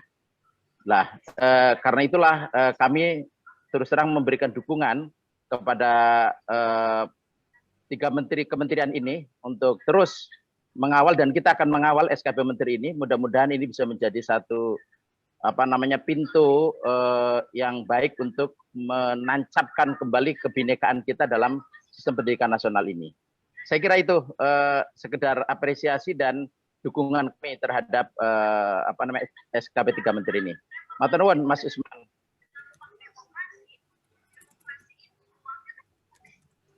Mas Usman? Mas Usman? Mas Usman? Ini Mas Usman? Mas Usman masih di mute? Masih di mute ya. Oke. Berikutnya saya minta Mbak Yayang untuk menyampaikan pendapatnya. Mbak Yayang, silakan. Ya, saya tidak tahu apakah ini lebih baik ditujukan kepada Kementerian Agama masih atau ada asistennya dalam negeri. Masalah azan. Azan akhir-akhir ini, setahun 2 tahun ini, dikumandangkan keras sekali. Kadang-kadang keras sekali. Terutama waktu mau subuh. Itu oke, fine. Itu bagus.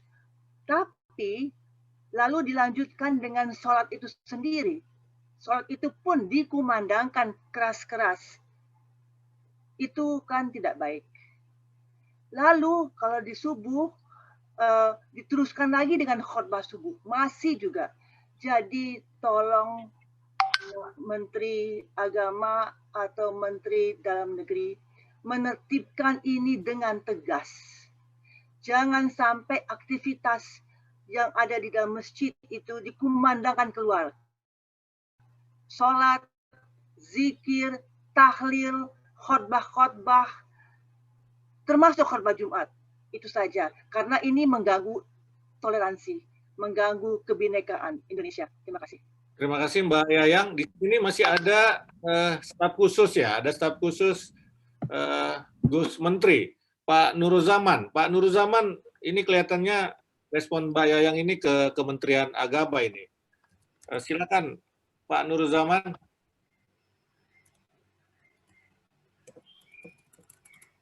Pak Nuruzaman ada? Jadi catatan aja. Oke, jadi catatan. Kalau tidak ada, saya ke Mbak Ratna ya. Tadi belum sempat. Sudah bisa? Mbak Ratna? Mbak Ratna Batara? Atau ke Mbak Nong, kalau ada Mbak Nong. Tadi Mbak Nong. Kalau tidak ada, ya ke Mbak Ruby atau Mbak Nong. Mbak Ruby? Mbak Ruby terkendala hadir. Oh, terkendala. Oke. Mbak Nong kalau gitu. Mbak Nong juga nggak ada. Oh, ada juga. Melalui Zoom, melalui YouTube. Oh, oke. Ya. Oke. Jadi siapa yang ingin Dari Kemendagri Padang mungkin. Ya. dari LBH Padang, Mas. Oke, silakan langsung.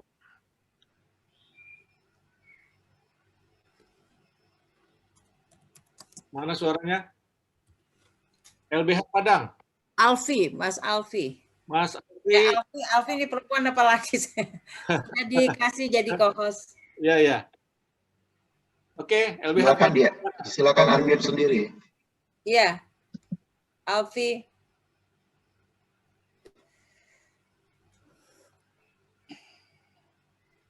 Teman-teman LBH Padang. Oh, ada kendala suara katanya. Oh, ada kendala suara. Oke. Apakah karena di mute? Sudah diminta unmute ini.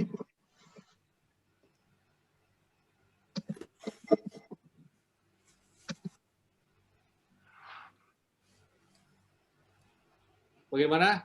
So, dari perwakilan Aman Indonesia ada, Mas? Ada. Hanifah. Oke. Ya, Hanifah Haris ya. Oke, silakan. Langsung dari Aman. Aman ini dijelasin apa nih, Mbak Lilis? Ya. Mbak Hanifah, silakan, Mbak Hanifah. Ya, terima kasih. Jelaskan dulu Aman tuh apa, Mbak Hanifah? Silakan, orang bingung nanti. Ya, Aman Asian Muslim Action Network. Jadi sebuah lembaga yang bekerja untuk isu perempuan dan pembangunan perdamaian. Kita ingin menyampaikan 3 poin penting. Yang pertama, banyak studi membuktikan bahwa sekolah merupakan tempat yang strategis untuk menyemai pikiran intoleransi bahkan eksklusivisme. Berdasarkan catatan WGWC, Working Group on Women GCPE, sebuah kelompok kerja yang terdiri dari CSO dan juga pemerintah, menemukan bahwa dan praktek intoleransi disusupkan melalui aktivitas kerohanian di sekolah, direstui oleh para guru, kepala sekolah, dan orang tua, dan diterapkan oleh para alumni dan aktivis kerohisan karena alasan agama, dan agama itu sudah pasti baik. Alumni dalam hal ini memainkan peran penting dalam memberikan orientasi dan kursus-kursus kepada para siswa. Pakaian syar'i menjadi pintu masuk membangun identitas baru kepada siswa sebagai yang terpilih dan yang istimewa. Maka dari itu wacana hijrah dimulai dari pakaian, kemudian ideologi, kemudian secara fisik hijrah ke syariah yang dianggap paling tinggi. Praktek mewajibkan pakaian syar'i membangun eksklusivisme di kalangan siswa, membuat jarak kami dan mereka, menciptakan yang tidak nyaman dan bullying kepada siswa yang berjilbab ala syar'i, apalagi yang tidak berjilbab. Masalah intoleransi lain relasi dengan yang berbeda dan merasa paling benar. Penolakan beberapa sekolah pada program kami punya program yang namanya Peace to School yang dijalankan oleh Aman Indonesia untuk menyebarkan toleransi dan perdamaian serta memfasilitasi siswa untuk mengalami perbedaan dan menerimanya sebuah bagian dari sunnatullah. Ini mengkhawatirkan karena pandangan intoleransi sudah sistemik. Jadi beberapa sekolah menolak kami melakukan program-program kampanye perdamaian. SKB Menteri ini menjadi pintu masuk untuk mengembalikan kebebasan berekspresi dan beragama di sekolah. Ruang publik sekolah harus dijaga netral dan simbol-simbol identitas tertentu tidak perlu muncul atau justru muncul semuanya agar setiap orang bisa secara maksimal mengenal identitas Indonesia. Karena dengan experiencing langsung, ini yang akan cepat mengubah cara pandang dan perilaku masyarakat. Kita juga punya program terkait dengan dialog antar perempuan dari latar belakang berbeda. Nah, dialog ini ternyata efektif membuka perspektif mereka untuk saling memahami kenapa orang memilih perspektif tersebut, sehingga orang tidak mudah menghakimi kelompok-kelompok tertentu. Itu saja dari kami. Terima kasih. Baik, terima kasih Mbak Hanifah. Jadi sudah banyak sekali respons, masukan, pertanyaan yang ditujukan kepada 3 atau 4 kementerian dan juga mestinya dicatat oleh kementerian-kementerian tersebut, dan juga sudah banyak sekali dukungan disampaikan kepada 3 kementerian terkait SKB 3 Menteri, Karena itu saya kembalikan kepada Mas Zastro. Ini kayaknya Polbud dari Kemendagri sudah masuk deh, coba dicek. Sudah masuk. Oke, kalau gitu saya tarik lagi. Dicek dulu Mas, dimasukin dulu Mas. Ya, oke. Sudah ada? Barusan Polbud namanya. Sudah ada dari Kementerian. Inisialnya apa ya? Sebentar. Barusan masuk nih. Polbud. Itu Mbak. Sudah masuk. Adakah dari Kemendagri mungkin karena konform ininya? Kemendagri hadir?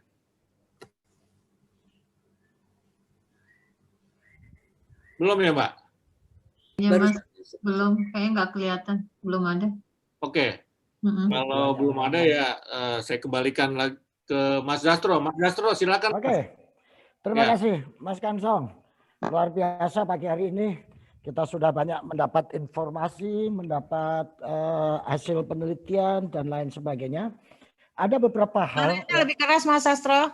Ya, jadi ada catatan-catatan yang bisa saya ambil dari perbincangan kita kali ini, ya, yang mungkin bisa menjadi step berikutnya bagi kita semua untuk membuat langkah-langkah tindak lanjut. Yang pertama adalah bahwa implementasi terhadap SKB 3 Menteri ini bukan persoalan mudah. Karena ada beberapa barrier, kendala, dan sekaligus juga respon dari teman-teman atau kelompok yang mendukung ini, suaranya kurang terdengar secara nyaring, sehingga perlu loudspeaker dan amplifier. Hal ini dibuktikan dengan apa? Respon rendah dari masyarakat untuk masuk dalam forum pengaduan yang disediakan oleh Kementerian Pendidikan dan Kebudayaan gitu.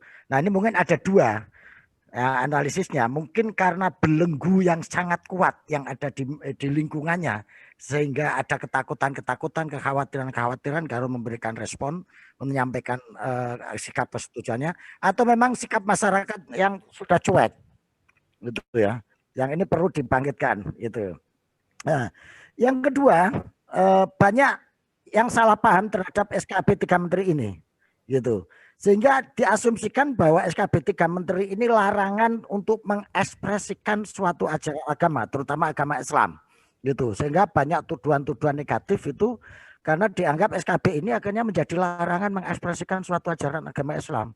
Sehingga mereka juga menggunakan dalil atau pijakan UUD 45, keberagaman dan lain sebagainya sebagai dasar argumentasi untuk mengcounter dan menolak SKB 3 Menteri ini. Nah, ini yang kedua yang perlu kita sadari gitu ya. Yang ketiga bahwa perlu ada diskusi, sosialisasi dan klarifikasi terhadap SKB 3 Menteri ini kepada masyarakat, kepada para stakeholder yang lain, terutama adalah pemerintah daerah atau kelompok-kelompok masyarakat yang lainnya. Karena untuk menghindari terjadinya kesalahpahaman, kesalah tafsir dan salah asumsi terhadap SKB 3 Menteri ini. Nah, kemudian berikutnya dari Pak Gus Menteri Agama bahwa Gus Menteri menurunkan adanya reformasi pendidikan agama terutama yang lebih mengarah pada terbentuknya sikap toleran, inklusif dan modern sesuai dengan ajaran-ajaran dan nilai agama yang lebih universal. Just reconfirm, suara saya jelas nggak? Inklusif, moderat sesuai dengan nilai ajaran agama yang universal gitu. Selama ini kita disibukkan mengkoreksi, ngubrek-ngubrek ajaran-ajaran agama yang sifatnya itu simbolik, sektarian, sempit gitu, dengan mengabaikan nilai-nilai agama, ajaran agama yang lebih universal, yang lebih humanistik dan lebih mengedepankan kepada al-musawah atau kesamaan dalam kehidupan yang beragam ini. Maka Gus Menteri akan menitik beratkan pendidikan agama pada sikap toleran, inklusif dan moderat, yaitu mengajarkan nilai-nilai agama yang universal sehingga mereka tidak sibuk gegeran urusan jilbab gitu dengan pemahaman yang salah paham, tapi mengabaikan urusan kemanusiaan yang lebih luas gitu.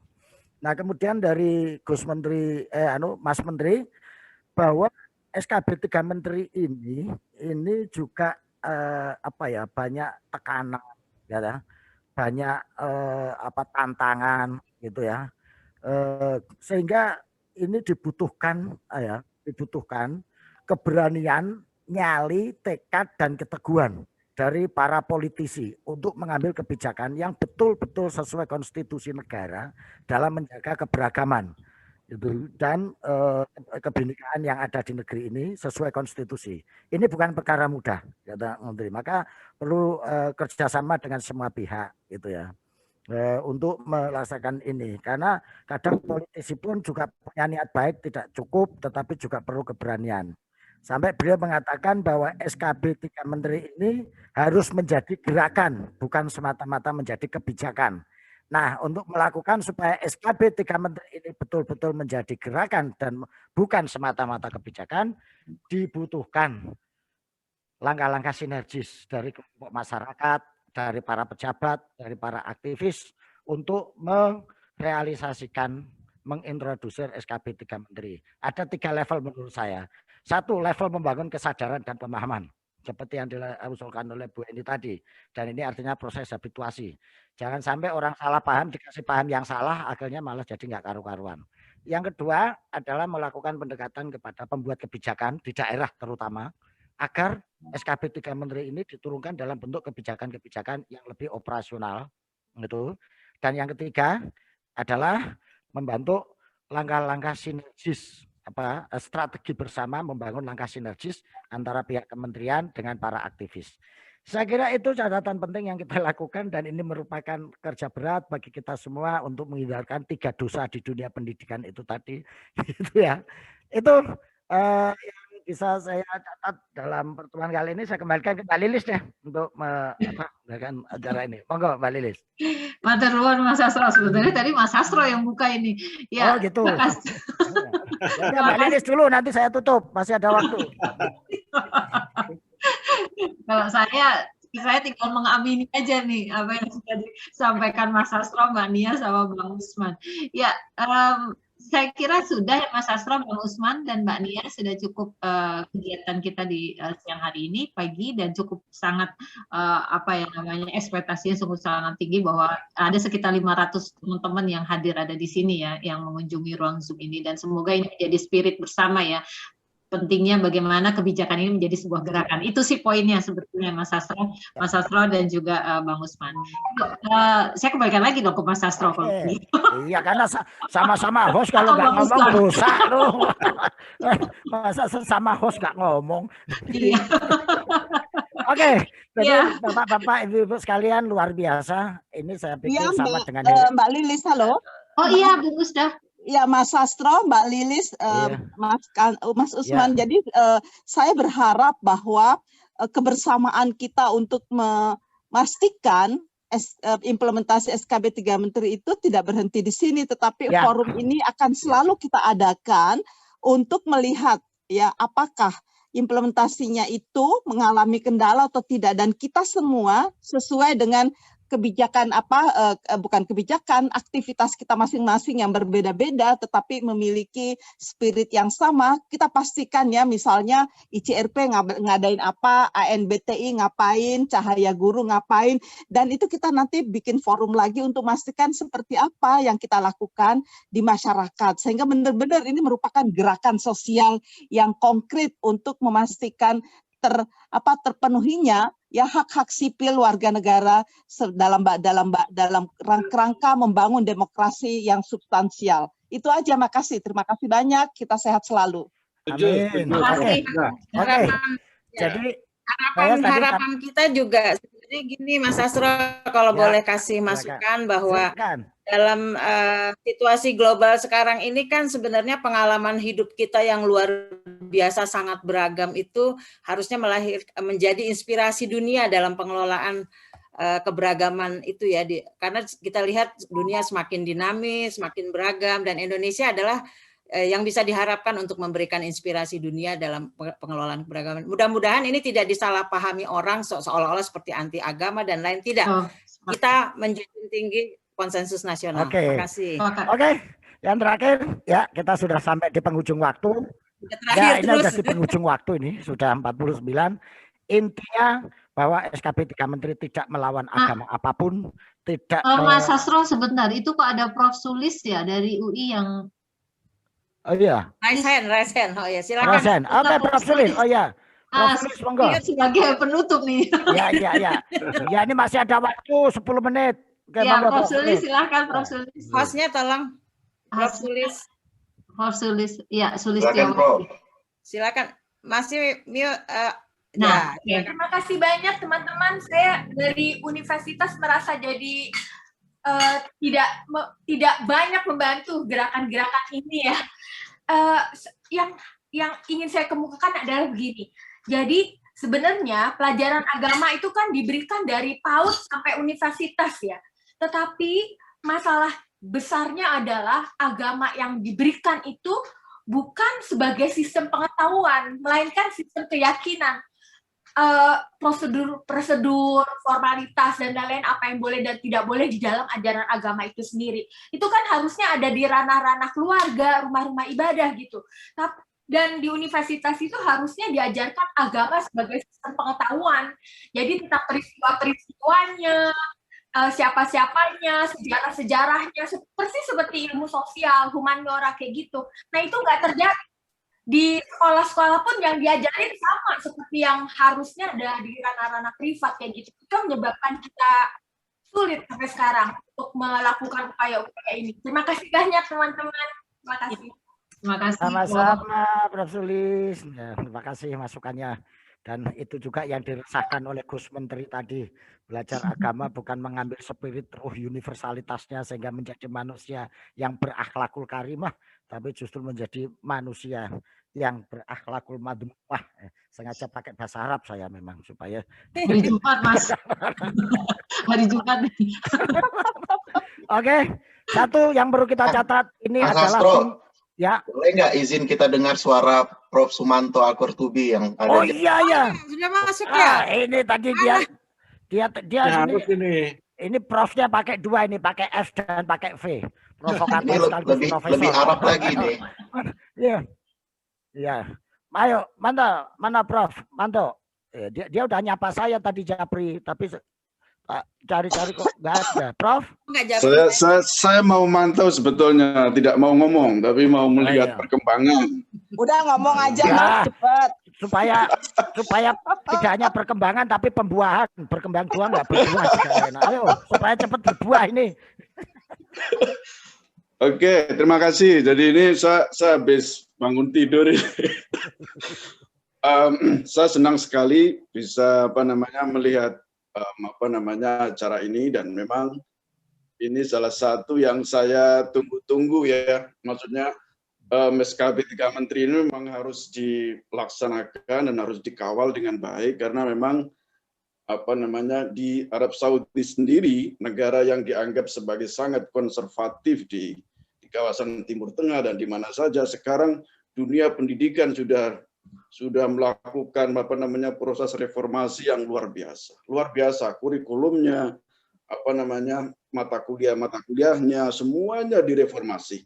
Yang dulu misalnya sektarian dan sebagainya, sekarang sudah ini. Jadi kalau yang konservatif sekarang sudah akan melakukan perubahan, bagaimana Indonesia yang dulu sudah benar, sudah toleran, sudah bagus, kok sekarang mau terjun ke seperti itu kan sangat disayangkan sekali. Jadi itu harapan saya, memang ini harus betul-betul melaksanakan dengan baik dan dikawal dengan baik supaya Indonesia bisa menjadi lebih baik di masa mendatang. Saya kira itu aja Mas Astro. Maaf saya nggak bisa. Ya. Matur nuwun, Mas. Terima kasih. Salah deh. Oke. Mantap Kang Manto. Jadi Prof Manto cuma mengingatkan kita yang sana sudah bersih-bersih, masa sini terima sampah. Suaranya kecil, Mas. Betul itu. Mas Astro suaranya kecil. Iya, intinya beliau mengatakan yang sana sudah bersih-bersih, masa kita terima sampahnya di sini. Ya janganlah gitu. Itu dia, ya betul. Kita harus janganlah gitu. Oke, jadi 3 hal yang kita lakukan: sosialisasi untuk mengurangi salah paham terhadap SKB 3 Menteri, 2 lobby dan negosiasi untuk membuat kebijakan di daerah supaya mendukung terhadap implementasi SKB 3 Menteri, yang ketiga adalah kita membuat langkah-langkah strategis bersama, sinergis antar komunitas dan kelompok masyarakat yang nanti ini menjadi bahan kita untuk kita sampaikan kepada pemegang kebijakan baik yang ada di pusat dan di daerah. Ini yang mesti kita lakukan karena ini harus kita loudspeaker sikap-sikap kita seperti ini. Harus kita amplifier, jangan hanya adzan saja yang di loudspeaker, tapi suara kita juga harus di loudspeaker. Setuju. Adzan itu dilarang juga itu pakai loudspeaker itu, harus dilarang itu. Makanya pemerintah itu, berani melarang adzan pakai loudspeaker, nggak ada gunanya itu. Nah iya, makanya. Oke. Saya pikir cukup ya sampai di sini Bapak-bapak, Ibu-ibu sekalian, luar biasa sekali. Tetap sehat, tetap bahagia, kita rawat Indonesia, kita jaga keberagaman dengan penuh cinta kasih dan kebahagiaan. Terima kasih, kurang lebihnya mohon maaf. Assalamualaikum warahmatullahi wabarakatuh. Salam Nusantara. Ya. Salam optimis Indonesia. Ya, terima kasih semuanya. Terima kasih teman-teman PGI. Terima kasih. Foto bersama dulu dong. Foto bersama. Foto bersama. Oke. Foto bersama. Terima kasih. Ditahan ya. Ini ada banyak halaman ini. Ya, banyak halaman ini pasti. Oke. Mas Manto, terima kasih juga. Sama ya. Salam literasi. Terima kasih. Oh, videonya dinyalakan. Salam literasi. Mas Manto kumisnya tambah keren ya. Bangun tidur aja begini segernya ya, gimana kalau produktif banget ya Mas? Kalau produktif malah kucing. Jam berapa di sana Mas? Ini jam 7 pagi. Oh, jam 7 pagi.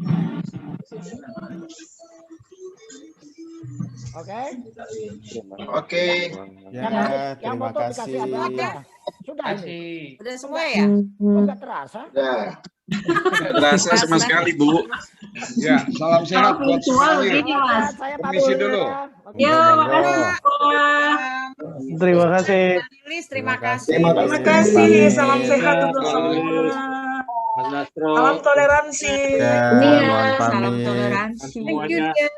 Ya, terima kasih semuanya. Terima kasih luar biasa. Terima kasih juru bicara bahasa juga. Terima kasih Bu Musda. Marsha kalau ada di dalam ruangan. Terima kasih. Mbak Ruby, Mbaknya. Undang lagi ya. Tetap semangat menjaga optimisme Indonesia. Yes. Ya. Haleluya. Jangan terima sampah kata. Haleluya, semuanya. Menjalankan Kita ibadah. kawal SKB 3 Menteri pelaksanaannya di tengah-tengah masyarakat. Hai. Sukses, Buat Pak. teman-teman juru bahasa isyarat, terima kasih banget. Ya. Ini luar biasa loh menemani kita menerjemahkan buat teman-teman. Terima kasih Mbak Dunia. Terima kasih Mbak Dina sudah mengundang saya. Kalau lahir begitu, lihat aja.